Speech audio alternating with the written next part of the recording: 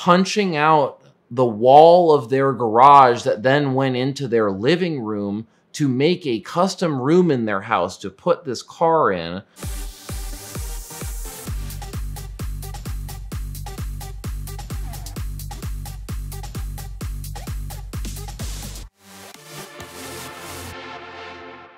At the 2022 Scottsdale Barrett-Jackson, I was in the showcase working on a car when I was approached by an owner of another car. Hey, can you come check out my car when you have a second? I want to run some things by you. Sure, sounds good. We've got a pretty full day of stuff going on, but when I'm around you, I'll come totally check it out, and nice to meet you. Appreciate everything.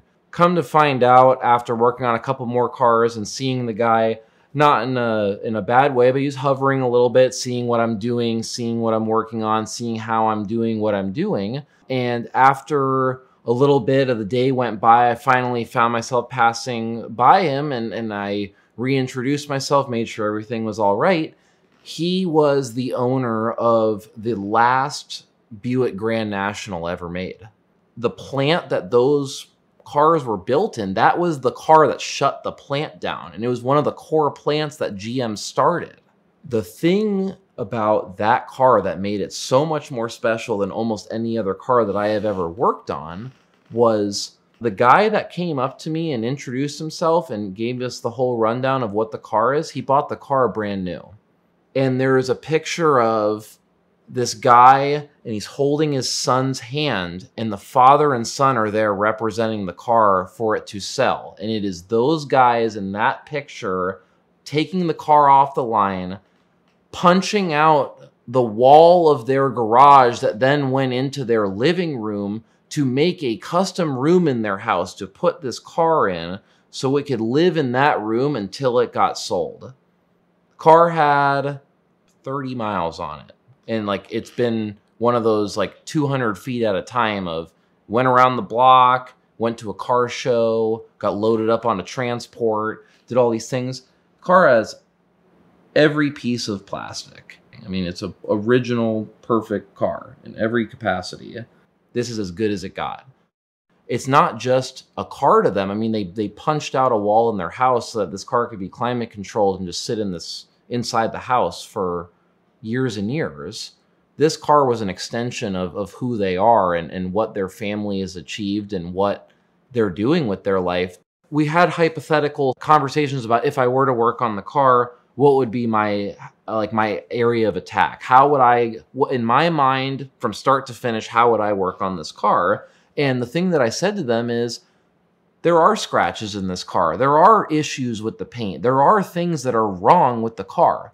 I'm not here to correct those issues. And if there's anything that is going to be deeper than the lightest polish I can possibly offer, I don't want to take on this job, because not only is the liability not worth it, but this is where you guys have spent decades to keep this car to the level that it's at. And the idea that I could go home and sleep well knowing that I compromised any aspect of that, I couldn't do that.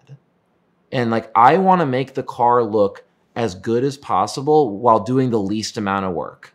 I want to do as little as possible so that things look crazy awesome, but there's still the most amount of paint possible on that car. And as soon as that, I gave him that whole idea of, I'm a guy that I'm young and this is my aspiration, and there's just not a lot of people that are in our age range, not only that care about the cars, so it's one thing to care about the cars, but to actually understand the gravity of what's actually going on, or at least try to understand that, to then incorporate that to a thought process, and then knowing that there are deep scratches, but I don't care about the deep scratches. We're not going after those.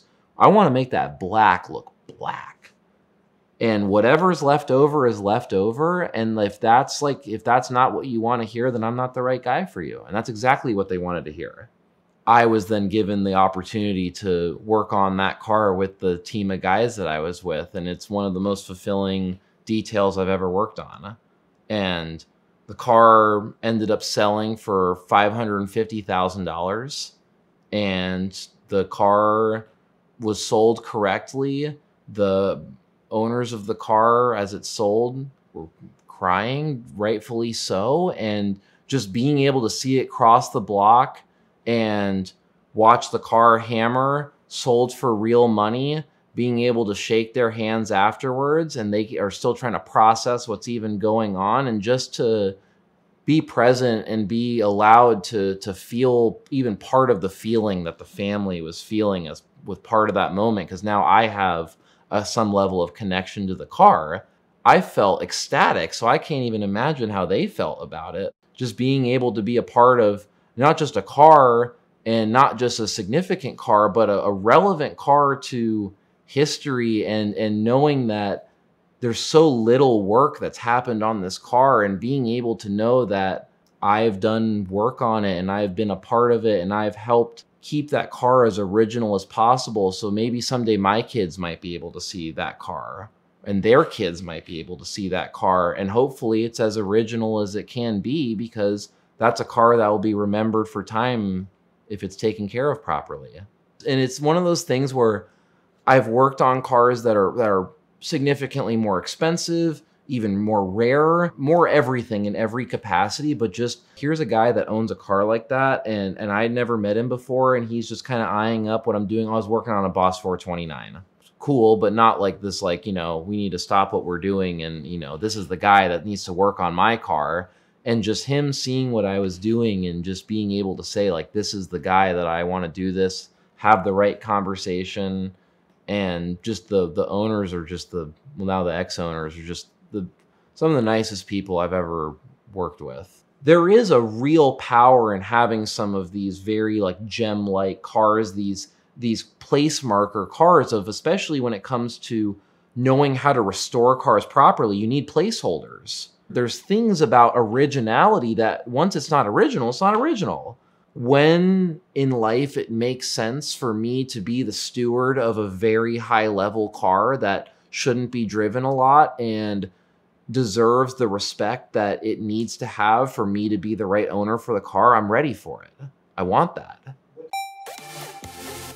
Right now, I need all of you to click the link in the description below and visit Auto Tempest. Not only is it the best place to shop for your next car, but they're the ones that allow us to have so much fun doing Car Trek. I hope that you enjoyed Car Trek 8. We just released that on Freddie's channel, and now we're off to film 9 and 10. So seriously, we can't do it without you guys supporting Auto Tempest so they can keep supporting VINwiki and supporting Car Trek. It's honestly where I start most of my days, because it allows me to search all the major listing sites at the same time. I find my cars faster, much more easily, and I find them in the nooks and crannies of the internet that I never would have found without Auto Tempest.